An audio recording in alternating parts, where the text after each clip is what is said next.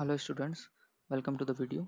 So in the last lecture we see the axiom of extension. Okay. Uh, so in the set theory, the axioms are designed to make new sets from the old ones. Okay. Uh, Except this one, the extension axiom. Okay. तो ऐसे ही axioms के बारे में आज हम बात करेंगे. एक एक्सियम के बारे में बात करेंगे which is axiom of specification. Okay. So exam specification को पढ़ने से पहले हम एक एग्जांपल देखेंगे. तो एग्जांपल देखते हैं हम. ठीक है. तो मैंने एक सेट लिया. Let A be the set of all mens. ठीक है. अब मैं एक स्टेटमेंट लिख रहा हूँ. Statement is x is married. Okay. अब this statement is true for some man in the set A. ठीक है. Here x is the element of A. Okay. Simply they are men's. Okay.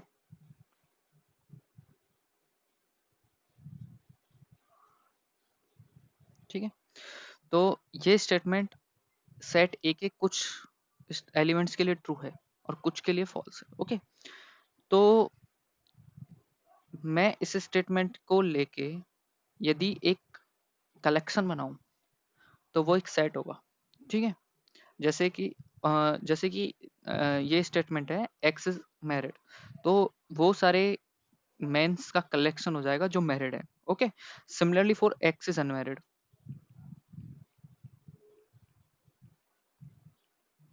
ठीक है. और x is bold और x is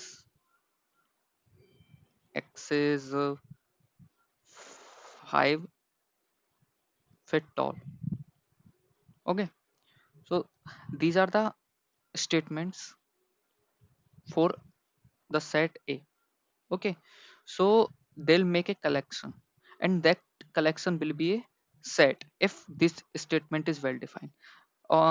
Like we say x is only tall. What is the meaning of tall? This statement is not well defined. Statement is not well defined. Okay. Because आपके लिए toll का अलग meaning हो सकता है, मेरे लिए अलग हो सकता है. तो this statement is not well defined. But above statements are all well defined. Married है या तो है या नहीं है. ठीक है. बॉल्ड गंजा होगा या नहीं होगा. 5 feet टॉल होगा या नहीं होगा. ठीक है. So these statements are well defined but this is not. So यदि मैं एक वेल डिफाइंड स्टेटमेंट को लेता हूँ तो जो कलेक्शन बनता है which is a subset of A. Because हम एलिमेंट्स तो एक ही ले रहे हैं. ठीक है. तो जो इस स्टेटमेंट को ट्रू करेंगे वो सारे एक एलिमेंट होंगे. तो जो इस कलेक्शन में एलिमेंट आएंगे, जैसे मैं फर्स्ट लेता हूँ. जैसे एक और एग्जांपल देखते हैं. ठीक है. ये लेता हूँ मैं नेचुरल नंबर का सेट. ठीक है. Set of natural numbers.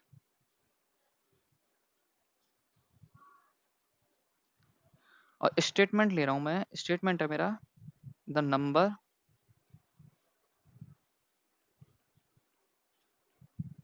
Is less than 5. ठीक है. तो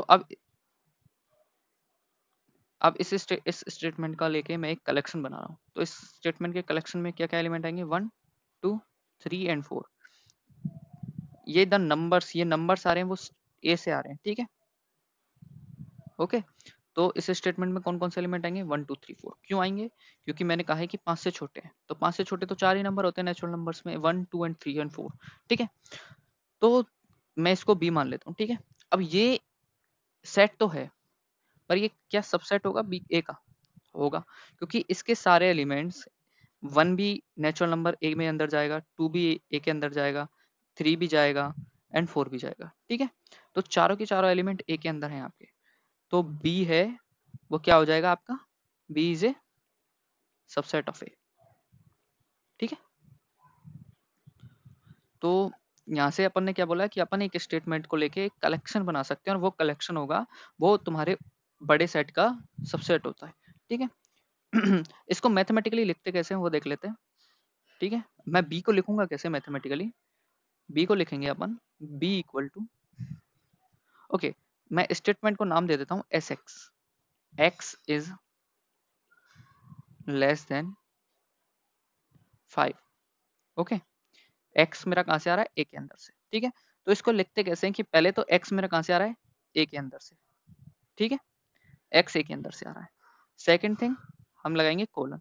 कोलन का मतलब होता है सच दैट, कि एक्स ए के अंदर से आ रहा है, सच that x is less than 5। ठीक है, इसको ऐसे लिखेंगे हम कि x लेस देन 5 है। मतलब ये एस एक्स को सेटिस्फाई कर रहा है, स्टेटमेंट एक्स एक्स को सेटिस्फाई कर रहा है। ये इसका मतलब ये होगा कि ऐसे एलिमेंट आएंगे एक्स ए के अंदर से, ए के अंदर से ऐसे एलिमेंट आएंगे जो इस स्टेटमेंट को सेटिस्फाई करेंगे। ठीक है, ये लिखने का तरीका होता है। और अपन ने देखा कि जो ये बी होगा वो सबसेट होगा ए का, क्योंकि इसके स्टेटमेंट इसके एलिमेंट कहाँ से रहे, ए से। ठीक है, अब हम चलते हैं हमारे एक्सियम के ऊपर। हमारा एक्सियम क्या कहता है, axiom of specification.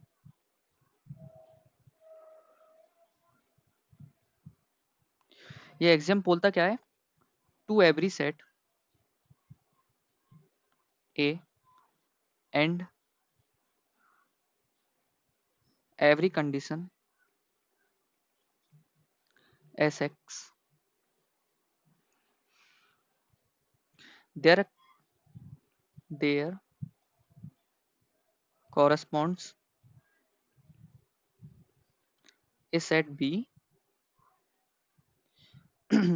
whose element are exactly those elements of A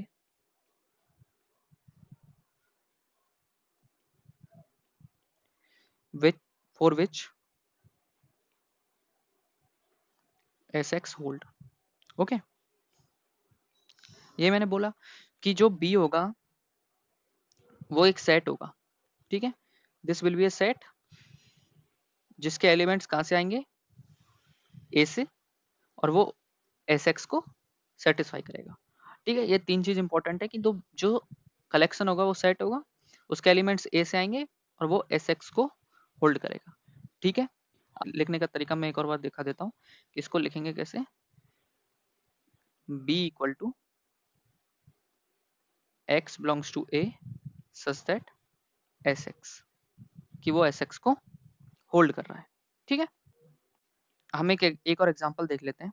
example, A is set of words. Okay, और मैं बी एस एक्स ले रहा हूं तुम्हारा,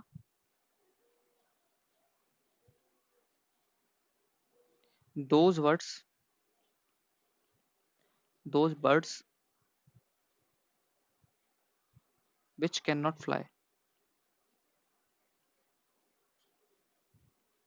जेनेटिकली। ओके, कि वो उड़ ही नहीं सकती। ठीक है, जैसे कि अपना पेंगुइन हो गया या ऑस्ट्रिच हो गया। ओके, तो these words can not fly.